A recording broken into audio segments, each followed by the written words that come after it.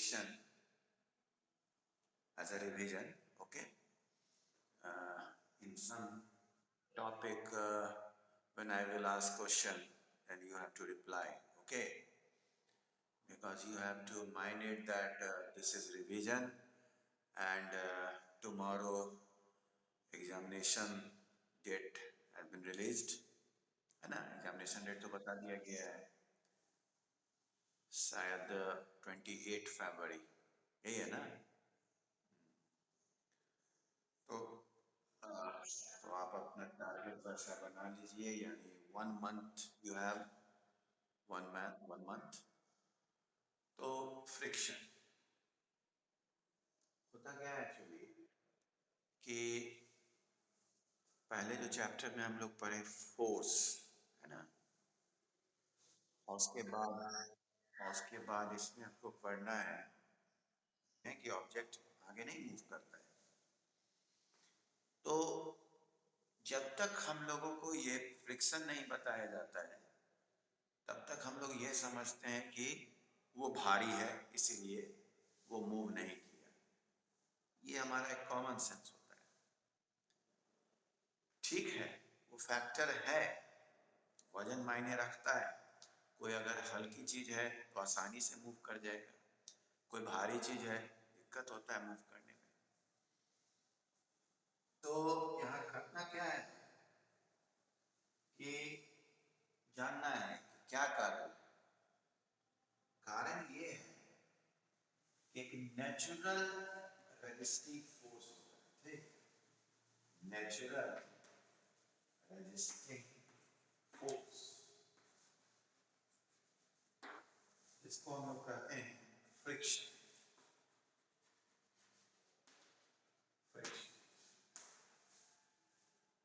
और सच बात यह है कि फ्रिक्शन डिपेंड करता है वेट ऑफ द ऑब्जेक्ट पे, ये आप जाने।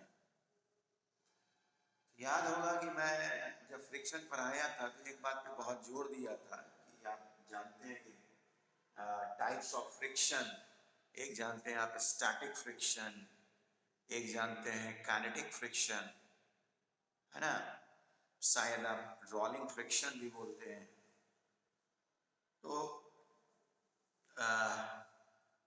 पहले मैं जाता हूँ स्टैटिक फ्रिक्शन की ओर। मैं सवाल पूछना चाहूंगा आप बच्चे से कि स्टैटिक फ्रिक्शन क्या होता है। ओके, मैं दे रहा हूं आपको मौका। पार्टिसिपेंट, यस, जवाब दीजिए। Static friction, what is static friction? आप अपने को अनम्यूट कर सकते हैं, मैंने अलाउ कर दिया है।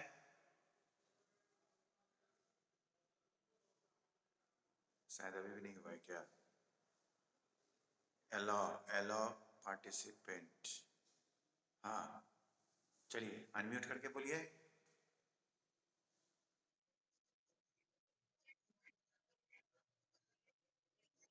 Yes, when a body is in rest. तो हमारे 8H के बच्चे तो हो सकता है तुरंत बता देंगे क्योंकि ये सवाल मैंने पूछा है उन लोगों से, लेकिन आप लोग 8D वाले से मैं पूछूंगा। और जैसे मैं आपसे ये पूछना चाह रहा हूँ कि ये डस्टर को मैंने हाथ पे रखा है तो अभी इसमें फ्रिक्शन लग रहा है, लग रहा, लग रहा, अच्छा, लग रहा है।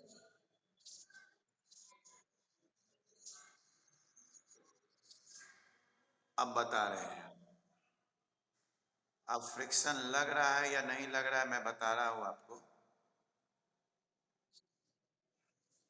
देखो, सुना, ये जब मैं ऐसे रखा तो बॉडी इज इन रेस्ट, ठीक, बॉडी इन रेस्ट। शायद आप लोगों को उस समय लग रहा होगा कि ये ऑब्जेक्ट एक दूसरे से रगड़ खा रहा है ना, इसलिए या कांटेक्ट में है इसलिए फ्रिक्शन है, ऐसा आपको लग रहा हो, लेकिन ये बात नहीं। जब तक मैं इसमें फोर्स न लगाऊं, फोर्स लगाया और तब भी ये ऑब्जेक्ट रेस्ट में है तो कहेंगे फ्रिक्शन, ऐसे नहीं। यानी अगर कोई, जैसे मान लिया यहीं पर, अभी मैं दिखा भी देता हूं, देखिए आपके बिना ये कमरा खाली है ना, इंतजार में है क्लासरूम, बच्चे कब आएंगे। तो जितने भी बेंच यहां रखे हुए हैं वो रेस्ट में है, ठीक। तो रेस्ट में यदि है तो इस समय कोई तरह का फ्रिक्शन वर्क नहीं कर रहा है। लेकिन शायद आपको दिख जाए मेरा हाथ में भी, फर्स्ट बेंच ये, हाँ शायद दिखे। अब मैं अगर ये पुश कर रहा हूं,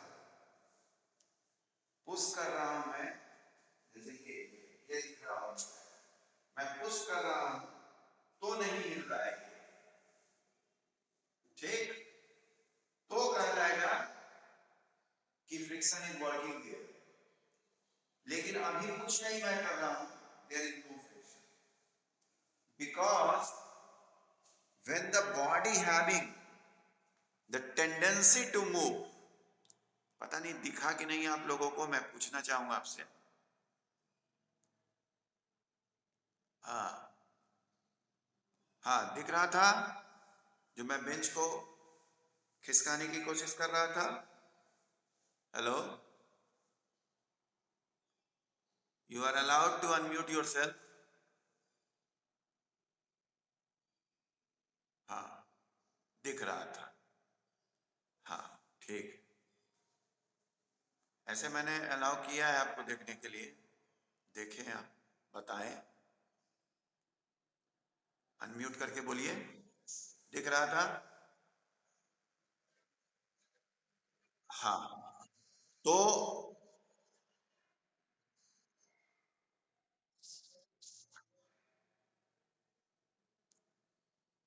तो उस समय, जिस समय मैं बॉडी बेंच को पुश कर रहा था, ठीक, और वो बॉडी मूव नहीं किया, तो मैं कहूंगा कि वहां फ्रिक्शन एग्जिस्ट कर रहा है, और वो फ्रिक्शन कहलाएगा स्टैटिक फ्रिक्शन। ओके, यानी सिर्फ ये नहीं कि body is in rest then static friction. if the if we applying force and body is in rest but having the tendency to move, यानी रेस्ट में है लेकिन उसमें टेंडेंसी है कि मूव करें, तब वो फ्रिक्शन कहलाएगा स्टैटिक फ्रिक्शन। ओके, हाँ। तो जो बच्चे बोले थे इस समय को, वो समझ गए ना कि इस समय नहीं कहलाएगा कि ये फ्रिक्शन इसमें एग्जिस्ट कर रहा है ना? कोई कंफ्यूजन नहीं? हाँ, जब मैं इसको पुश कर रहा हूं और ये मूव नहीं कर रहा है, then we will say that static friction. Okay, ये बात है। फिर और भी चीजें हैं उस टॉपिक में, आपको दिया हुआ है कि किन किन बातों पे फ्रिक्शन डिपेंड करता है। तो पहले तो आप ये जाने कि जब तक बॉडी रेस्ट में है और having the tendency to move, then static friction. और एक समय आता है कि लगता है कि अब मूव कर जाएगा ऑब्जेक्ट, है ना, वो मैक्सिमम स्टैटिक फ्रिक्शन हुआ, और उसको क्या बोलते हैं बच्चे? Yes, limiting friction. उसको हम लोग लिमिटिंग फ्रिक्शन बोलते हैं, है ना। और उसके बाद क्या होता है, बॉडी चल पड़ता है ना। तो, तो उस समय जो फ्रिक्शन एग्जिस्ट हुआ उसको हम लोग कहते हैं काइनेटिक फ्रिक्शन। अभी मेरे पास तो बुक नहीं है, लेकिन जहां तक मुझे याद है एक एक्टिविटी बड़ा अच्छा दिया है आपके बुक में, कि ये शो करने के लिए कि काइनेटिक फ्रिक्शन यानी बॉडी जब मूव कर रही है उस समय जो फ्रिक्शन एग्जिस्ट करता है दैट इज काइनेटिक फ्रिक्शन, और जिस समय बॉडी मूव नहीं कर रहा है यानी स्टैटिक फ्रिक्शन, तो kinetic friction is less than static friction. ये एक्टिविटी दिया हुआ आपको ध्यान में है? देखिए मैं आपको बता रहा हूं एक्टिविटी क्या समझा है, बड़ा अच्छा लगा था मुझे। देखो उसमें क्या किया गया था कि एक पेंसिल का वहां पर सपोर्ट लिया गया है।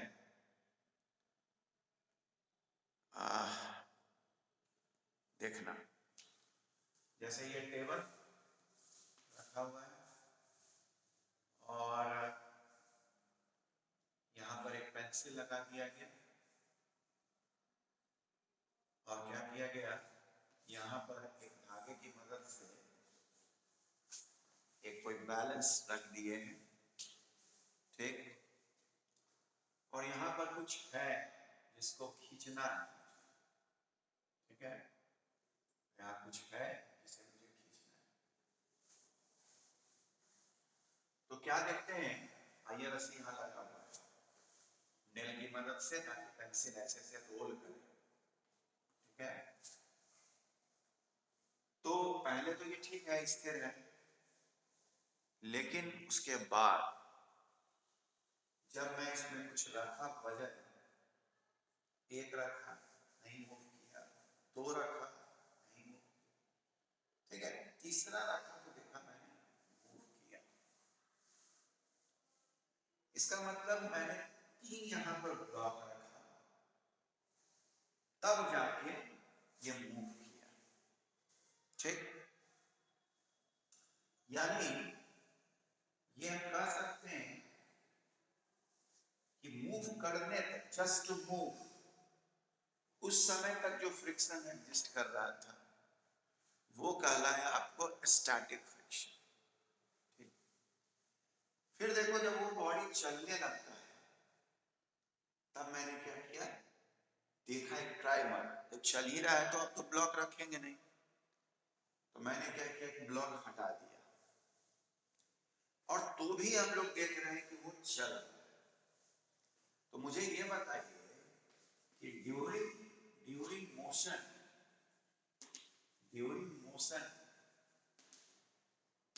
जो फ्रिक्शन था वो काइनेटिक फ्रिक्शन एफ के से डिनोट कर रहे हैं, और when body is in rest, body is in rest, तो स्टैटिक है ना, स्टैटिक, ठीक।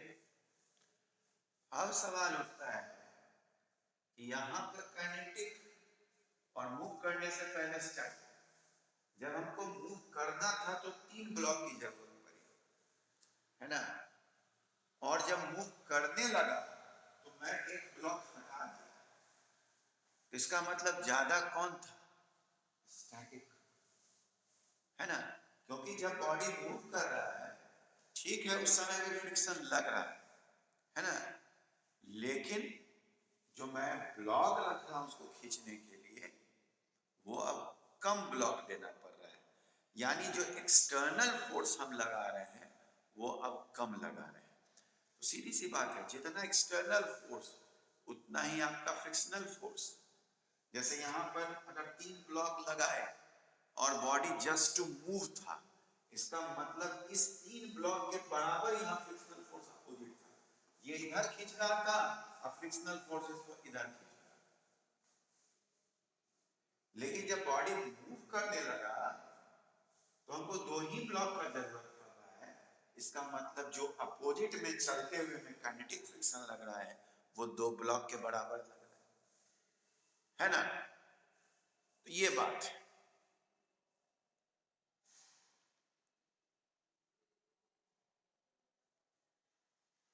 क्लियर है बच्चे?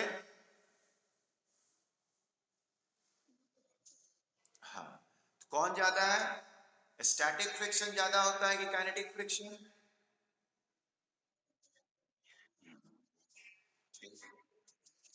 हाँ। अच्छा, एक रोलिंग फ्रिक्शन आता है, वो ज्यादा होता है कि कम होता है? कम। मुझे मुझे बताइए अरेंज करके, ये मैं सही लिखा हूं कि static friction is greater than kinetic friction and kinetic friction is greater than rolling friction? सही लिखा हूं मैं? और यहां भी आप चेक कीजिएगा, देखिएगा आप यहां भी कि जब मैं इसको रोलिंग फ्रिक्शन की बात करूंगा तो उसके लिए भी बुक में आपको एक्टिविटी दिया हुआ है, ठीक है? वो एक्टिविटी मैं बता रहा हूं। उसमें क्या किया है कि आप पेंसिल लगा दिया, जो मुझे खींचना था ब्लॉक, उसके नीचे क्या कर दिया, पेंसिल रख दिया दो तीन, यानी वो व्हील का काम कर रहा है, चक्के का काम कर रहा है। ठीक है, वो चला। लेकिन उस केस में मैंने देखा एक ब्लॉक और हटा के देखता हूं कि चलता है कि नहीं, तो देखा कि चला। इसका मतलब ये हुआ, इसका मतलब ये हुआ कि अब जब हम एक ब्लॉक के बराबर फोर्स लगा रहे हैं तो उसके अपोजिट में उतना ही कर रहा है, यानी रोलिंग फ्रिक्शन काइनेटिक फ्रिक्शन से भी कम होता है। ओके, ये दिया हुआ एक्टिविटी आपके बुक में, देखिएगा। चलिए नेक्स्ट, नेक्स्ट में देखता,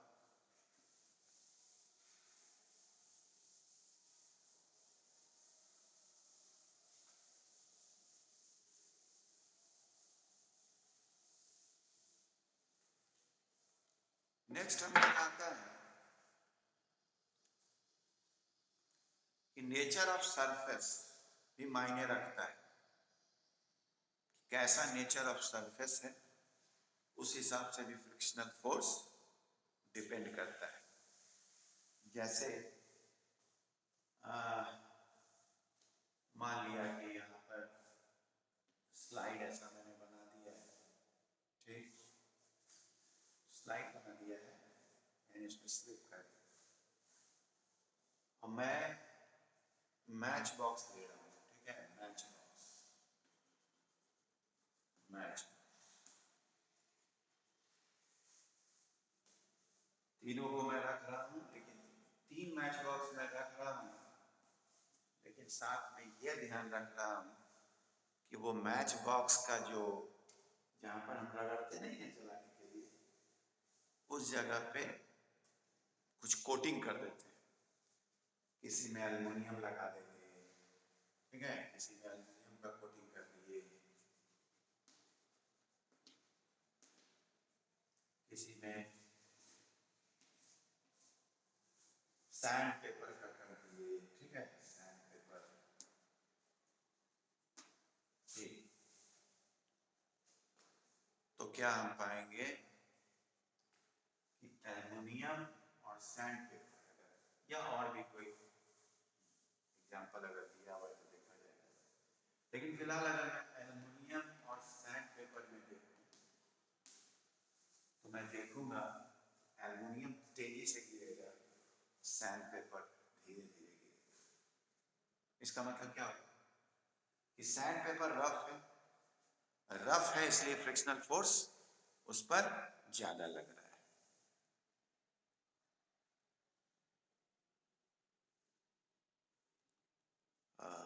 हेलो,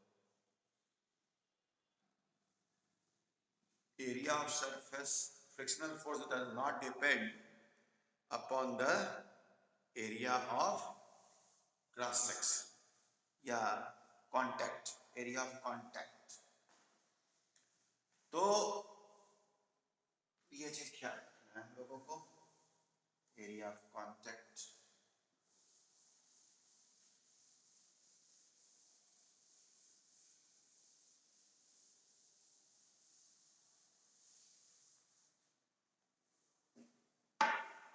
अब आइए आप जान लेंगे कि ये फ्रिक्शनल फोर्स यहाँ आपको बताया जा रहा होगा कि जैसे एक ब्लॉक है उस पर हम फोर्स लगाए, ठीक, तो फ्रिक्शनल फोर्स इस पे लग रहा है ना, लेकिन उसी पे एक और ब्लॉक है